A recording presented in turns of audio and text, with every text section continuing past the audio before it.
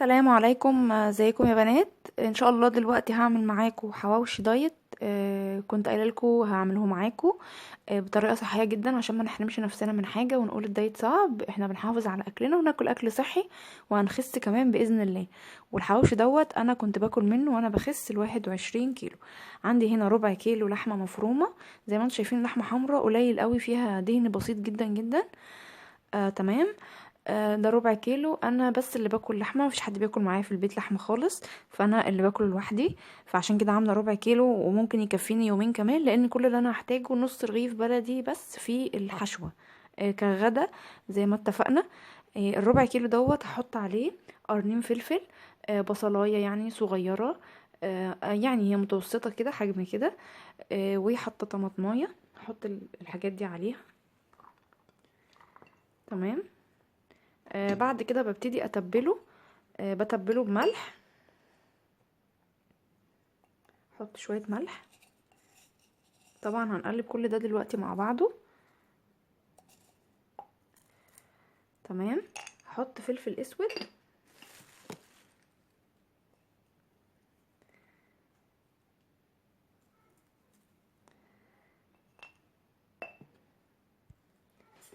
هحط شوية قرفة زي ما انتم شايفين، شوية على طرف المعلقة، مش هكتر القرفة لانها بتدي نكهة حلوة جدا. بس طبعا انا الكمية اللي انا عاملاها صغيرة، مش محتاجة احط كتير، فاحط شوية على طرف المعلقة. هحط حوالي نص معلقة توم باودر، بس نص معلقة مش كاملة. حوالي نص معلقة برضو مش كاملة بابريكا. تمام. وعندي هنا حاجة انا هستخدمها، هي مش معانا في المقادير، يعني هي اصلا المقادير دي التوابل دي كلها انت بتحطيها حسب رغبتك وحسب حبك للتتبيله اللي انت عاوزاها. هحط حاجه من عندي اللي هي تتبيله سبايسي دي بتاع البرجر، كنت عاملاها معاكم البرجر. هحط شويه صغيرين، يعني يعتبر برضو معلقه صغيره. دي زياده نكهه من عندي. تمام. ممكن لو عندك توابل حواوشي حطي منها، بس انا ما عنديش توابل الحواوشي بصراحه خلصانه، فايه فاحط كده يعني. وفي كمان لو انت مش عندك دي مفيش اي مشكله، حط بس معلقه صغيره. تمام. هقلب بقى كل ده مع بعضه. بسم الله. هقلب الاول بالمعلقه، هي معلقه صغيره بس هي اللي كانت في ايدي يعني. اقلبهم قوي مع بعض. طبعا الخضار كمان بيكتر معايا الحشوه. احاول اعجنهم قوي مع بعض علشان الملح والتتبيله تندمج كويس قوي. بعد كده بقى هعمله بايدي.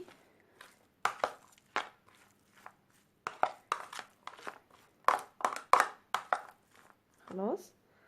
ابتدي بقى اعمل كده بايديا كده. دول ممكن يعملوا لي كميه حلوه على فكره.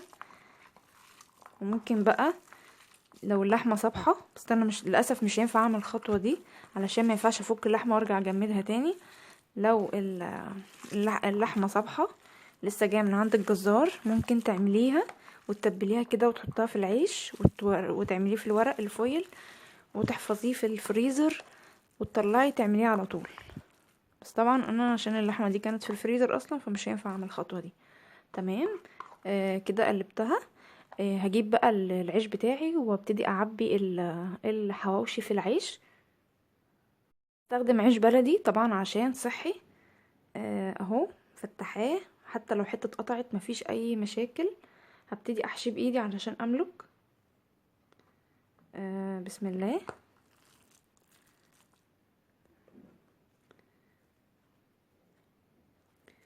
هبتدي تملي بقى العيش براحتك. تمام كده.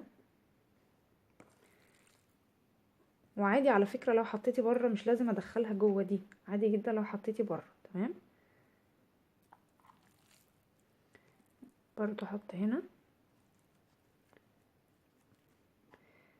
ممكن تحطيه في الفرن وممكن تحطيه على طاسة، في طاسة بس الطاسة هتدهنيها زيت وهتبتدي بقى تحطيه تقلبيه، بس هتوطي النار على الاخر.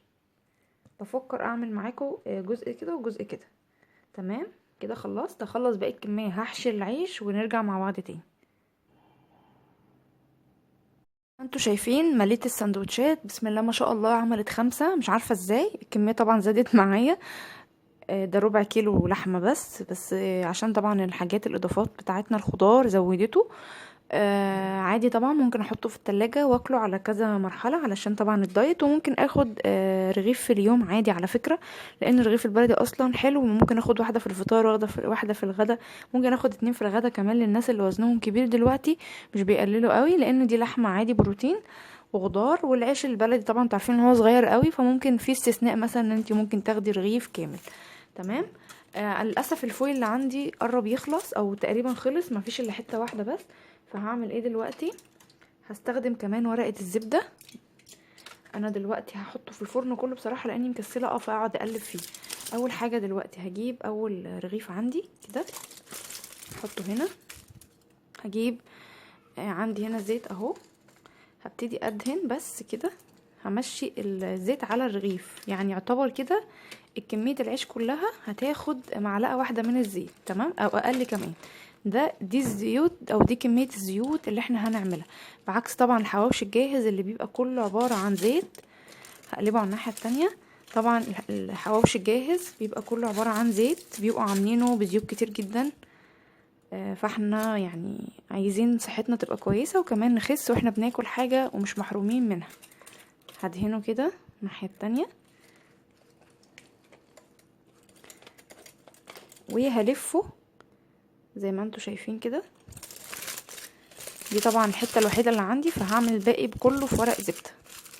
تمام. وهحطه على صاجة الفرن او ممكن تحطيه في صينية وبعدين على الصاجة. انا هحطه على الصاجة مباشرة كده اهو. هقفل عليه كويس واحطه على صاجة الفرن، بس هخلص الكمية الاول وارجع معاكم تاني. ده شكل الحواوشي بعد ما حطيته في ورق الزبدة. طبعا الورق الزبدة بقى شفاف لاني دهنة زيت. فدول 4، واللي كانت في الورق الفويل انا حطيتها على طول على الصاجة في الفرن، بس قلت طبعا عشان الزيوت وكده في ورق الزبدة فحطيت الصينية.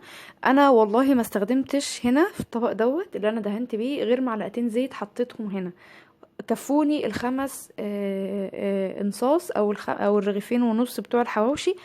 وطبعا لما تاخدي واحده او 2، فيعني كميه مظبوطه قوي، مش زيت زي ما انتم متخيلين اللي هو كم كبير جدا، لا. ده كده الحواوشي قبل ما يدخل الفرن. هدخله الفرن وان شاء الله اول ما يستوي هوريه لكم وهتاكلوا احلى حواوشي. وممكن بعد ما يستوي كمان تحطي له فحمه وتقفلي عليه. هيبقى زي المشوي على الفحم، هيبقى تحفه قوي. بس هحطه في الفرن وارجع معاكم تاني. خلاص الحواوشي استوى معانا، بسم الله ما شاء الله عليه، تحفه ومقرمش وجميل جدا زي ما انتم شايفين كده، واللحمه مستويه. والبطاطس الجميله اللي احنا عملناها سوا معاه اهي. طبعا انا مش هاكل الكميه دي كلها، انا ممكن اخد رغيف لانه عيش بلدي، ومعظم العيش البلدي الوش بتاعه بيبقى خفيف كده وساعات بيتقطع اصلا. فممكن اخد ده لانه لحمه وخضار مفيهوش اي مشاكل. والبطاطس هاخد منها كام صباع، يعني هوريكم طبعا في الوجبه بتاعتي لما اصور لكم هتشوفوا هاكل قد ايه. اتمنى ان طريقه الحواوشي تكون عجبتكم. لو عجبكم الطريقه ما تنسوش تعملوا لي لايك وشير واشتراك في القناه لو انتوا اول مره تتابعوني، وتابعوني ان شاء الله وانتظروا مني كل وصفات جديده وكل جديد. مع السلامه.